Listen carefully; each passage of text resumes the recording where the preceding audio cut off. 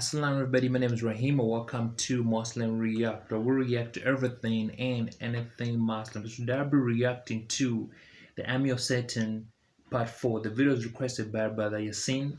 I think it was for another video. I think I didn't react to it, but I'm going to get to it soon, inshallah. Alright, so the other video I reacted to was quite interesting, so I'm hoping this one will be interesting too. So if you're into the channel, please subscribe to my channel, and thank you again for 900 subscribers. I'm pretty sure before the end of Ramadan we'll be at 1,000, hopefully 2,000, inshallah. So let's get into the video and check out the Army of Satan part 4.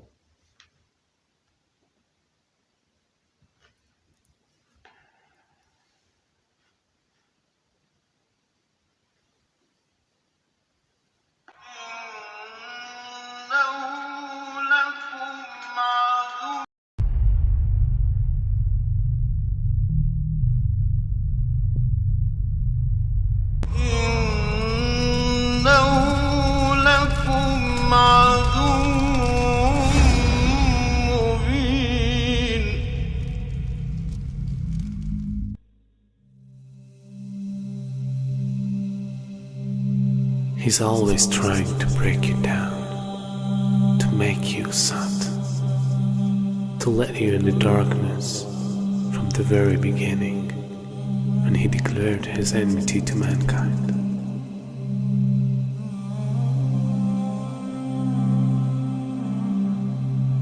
And throughout the history, he caused evil and destruction between every nation.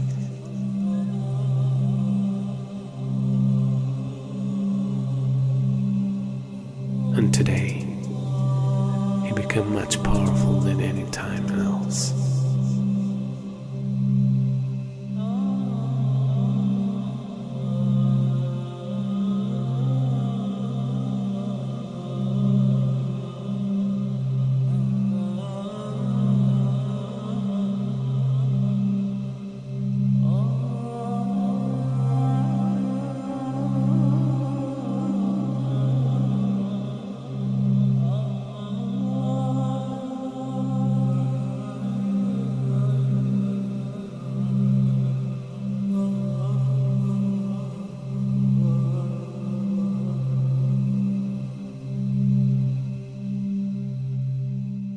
A new world order, a world where the rule of law, not the law of the jungle, governs the conduct of nations.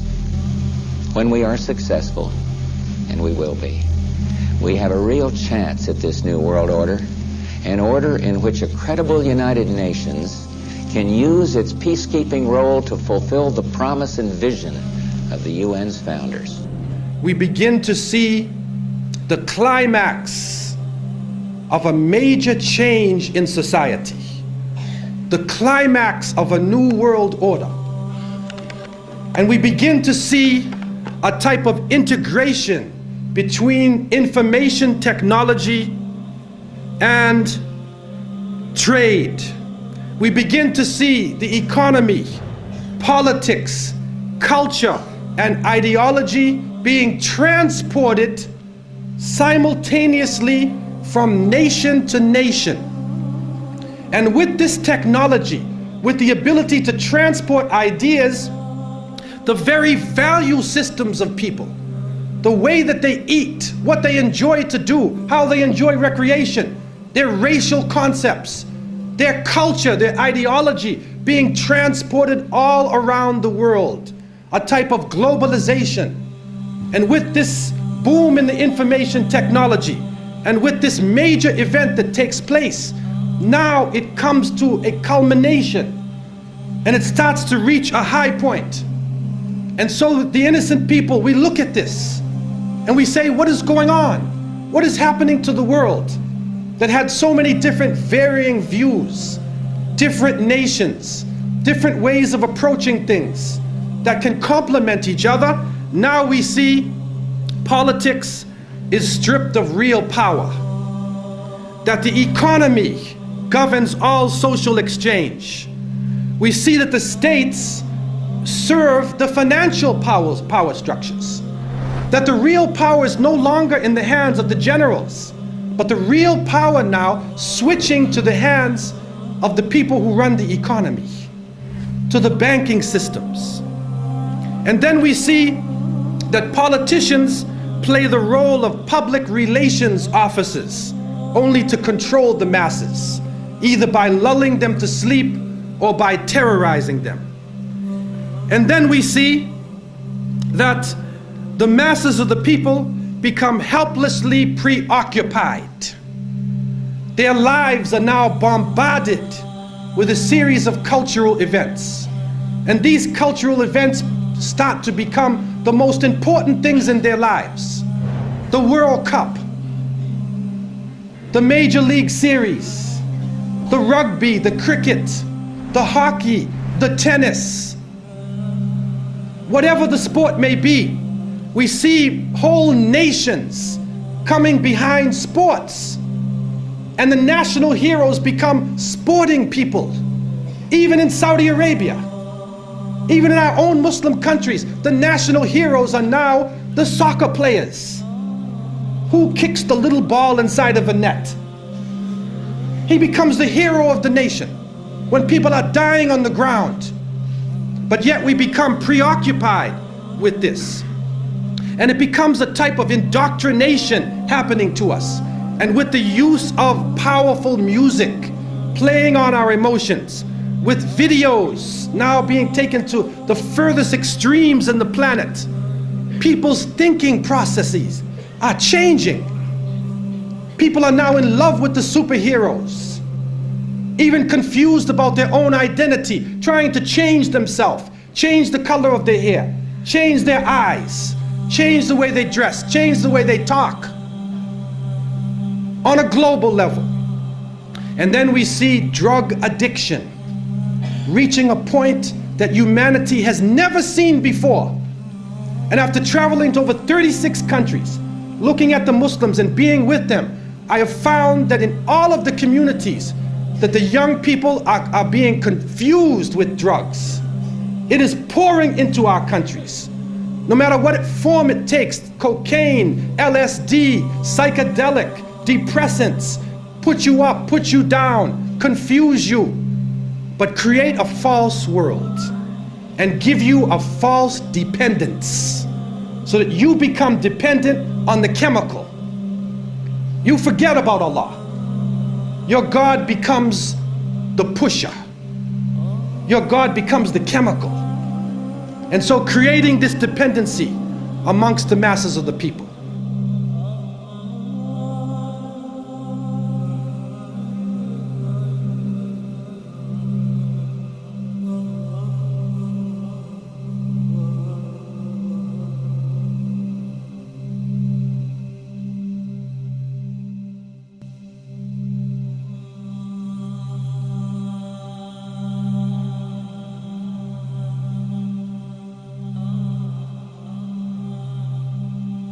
This is a dollar bill, which is the now devalued dollar bill. And on the back of the dollar bill, there's a seal on this side. It's called the Great Seal of the United States. That's what it's called. It's their seal. Now behind the seal, this is actually what is behind the Great Seal of the United States, is a pyramid with one eye. Now the one eye is the sun god Re, which is where we get the word ray, sun rays. It is the sun god, same Mithraic character, and he shows up again and again. This is the Masonic god of the ray. 13 5-pointed stars, and when you draw lines between them, you'll draw a 6-pointed star. If the hexagonal star is lifted out and placed over the image of the pyramid, its points indicate specific letters in the Latin inscription surrounding it, which are thought to be an anagram. Inside the American dictionary is the word anagram, which is the intentional scrambling of the letters of a word to conceal the real word. So if you re-scramble, you get Masons. This is how we know that the Masons originated the drawings for the Great Seal of the United States. This search for concealed meanings in the iconography is not confined to the imagery alone. It is claimed that the number 13, the most ominous number in Western tradition, is hidden throughout the symbols on the $1 bill. They point out the repetition of the symbolic number 13. There are 13 leaves on the olive branch in the eagle's right claw, 13 arrows in the left claw, 13 stars above the eagle's head, and 13 bars and stripes on the shield. Count the feathers. You'll notice that there are 32 feathers on the bird's left wing and 33 on his right wing. This is understood to refer to the 33 degrees of masonry introduced by the Supreme Council of the Scottish Rite, America's most prominent Masonic order, whose national HQ is in Washington.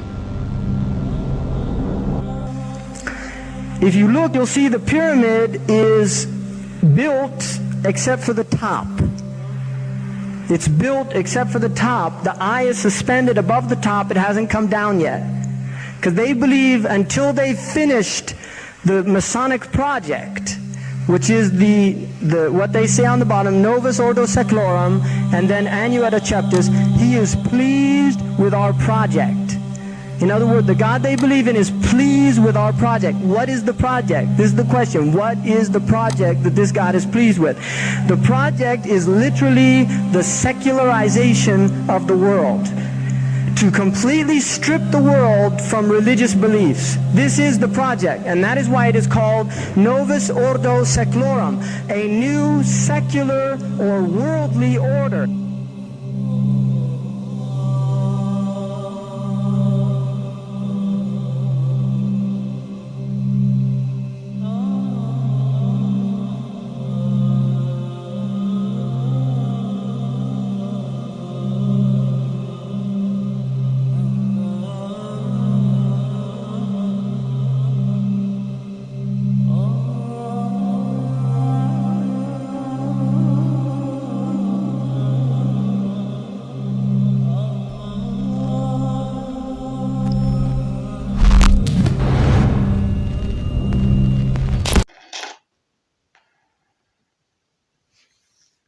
So that was the Army of Satan, Part 4, the Loyal Army, Illuminati, Luciferian, and Freemasons. It's kind of amazing how they went deep into the dollar. But I don't really know much about the Freemasons. The little I know is that they were just rich men who tried to control the world. I don't know if they had any other agenda, but according to the video saying they are all part of the Army of Satan. If they are trying to get people away from God, then yeah, I agree with that. Luciferians, I've actually read a little bit about them. It's just a way of life basically. And there are actually two types of Luciferians. There's some who actually worship the devil. Some just believe in following God and just living a worldly life basically. Do everything which God tells you not to do. It's actually just the same thing, because it's either you're with God or you're against him, I guess. No, not against. It's actually, if you are not with him, you're against him. Literally. Alright, so I like the video. I actually linked a couple of things from there. It also talks about depression, how depression comes from the devil. I cannot believe that. Like, I believe we cause depression by ourselves with the decisions we make. Mostly, as humans, we make a lot of bad decisions and then they get us into depression. Yeah, but I also believe it is actually from the devil. Because I remember one time when I was depressed, yeah, and I felt like I was depressed and shut everyone off, and I just felt like living isn't worth it. I actually got to a point where one time I went to a bar, yeah, and I sat on my own and I got a bottle of alcohol. And I don't, that time, like, I never touched the bottle of alcohol, never used to drink alcohol, but that time I was so, I don't know, I just felt lost. And I kept on people who drink. I was passing through and I would savor it, and they just seemed so happy. And I'm like, no, let me try it. Obviously, there's a reason why people drink, and if they're this happy, they always seem excited. I'll probably, if I take a bottle or two, I'm gonna be as happy as they are. And then I went there, I got a bottle, put it on the table. Oh, I actually opened it and started staring at it. Yeah. And then I think I was there for almost 40 minutes with the bottle, open bottle. Because all I wanted to do was just to feel happiness, like look around, and because everyone who's around me just seemed to be happy, like they're just having the best time of their lives. And I was there for almost, if it's not an hour, it was 40 minutes. But at some point, I just told like, look, I'm not gonna do that. And I went home still depressed, and depression will just make you, it will make you hate people, you blame people, you shut everyone off. You mostly you waste your time. You waste your time because you become so unproductive. You don't do anything. You be sleeping the whole day. I remember I was thinking of ways like how can I easily kill myself without feeling any pain, right? Because I would even go to research. I would go online and research on chemicals I can use. Like how do you kill yourself so easily? Because firstly, I'll think of hanging, getting a gun. I don't own a gun, so obviously that was out of the point. And there was a knife, there was poison, and, but from everything I researched on, like all these things were painful, yeah. So I'd actually look for medicine, like what medicine can I take? If I take these pills, how fast will they kill me? Will it be painful? You know, I was very depressed to the point that I couldn't even control it. You know, it's actually now that I feel like I've gotten hold of my life, and when I think about sometimes I wonder like what was I thinking, what I was thinking. And I think the other thing which helped me was actually when my son was born, because having a kid just, it changes your life. You know, it's not only about yourself. You know, you start thinking about the kid. Yeah, so I started thinking about that, and then here I am. So this has been Muslim React, or react to everything and anything Muslim. So until next time, inshallah, my name is Rahim.